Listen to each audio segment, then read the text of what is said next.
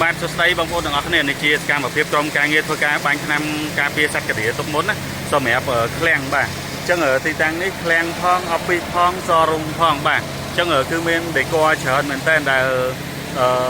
អាចនឹងកាឌៀស៊ីបំផ្លាញបាទហើយទីតាំងនេះក៏ធ្លាប់មានបញ្ហាកាឌៀដែរពេលយើងចុះមករៀបចំប្រព័ន្ធការពារសត្វកាឌៀយើងកាប់កាយដីអញ្ចឹងទីតាំងនេះมันត្រឹមតែយើងធ្វើការបាញ់ថ្នាំលើផ្ទៃបាតទាំងមូលមុន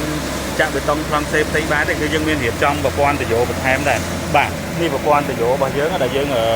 ទុកដើម្បីបញ្ចូលទឹកថ្នាំមកផ្ទៃបាតអាគារនឹងនៅពេលដល់កំណត់ឆ្នាំ